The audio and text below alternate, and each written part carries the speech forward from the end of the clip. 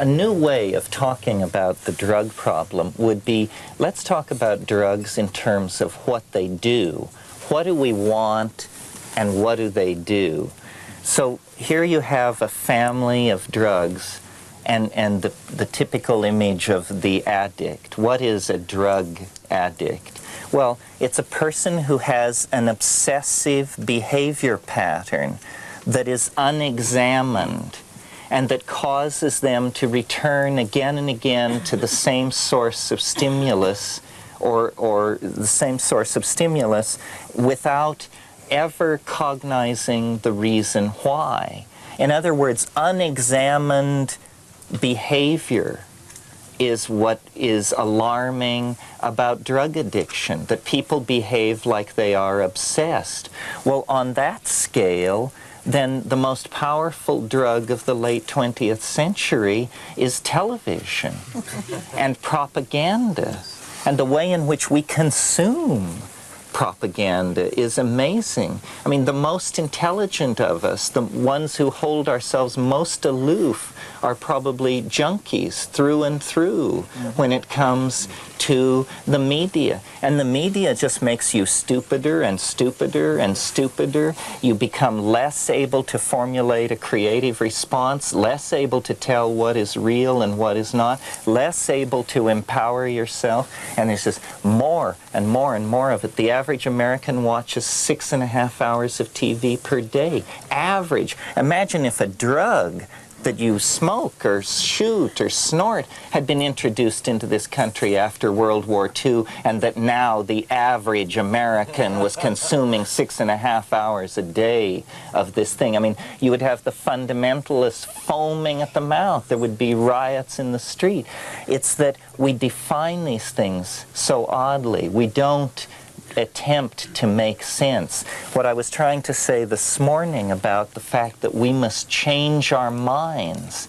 We must change our minds. Business as usual will lead to exacerbated conflict over resources and turf, and eventually thermonuclear catastrophe.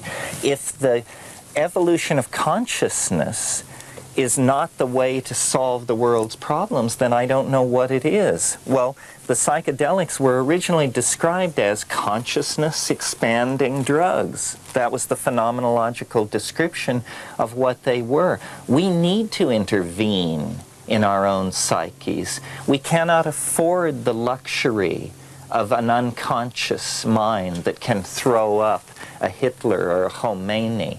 We cannot afford the unexamined obsessive behavior pattern that leads us into a conditioned response when somebody leans on our territory or insults our racial heritage or something like that.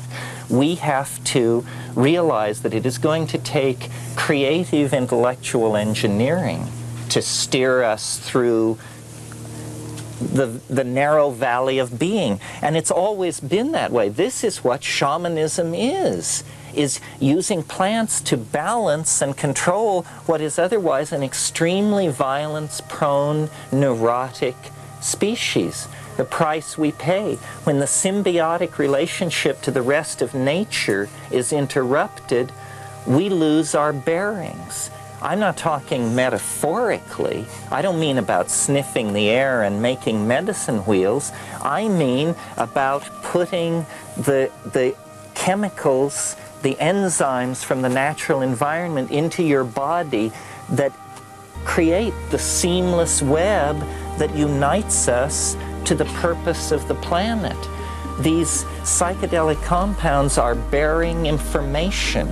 They are pheromones from the body of Gaia that we, by imbibing, can then attune ourselves to the larger purposes of nature so that we then can fit ourselves into the picture. We have a purpose. It is to care for the planet, to nurture it and lead it forward, much the way bees do, much the way termites do. But we are conscious creatures. Our caring, our honey making, our architectonic activities operate on a different epistemic mode because We have somehow 1 foot in a higher dimension.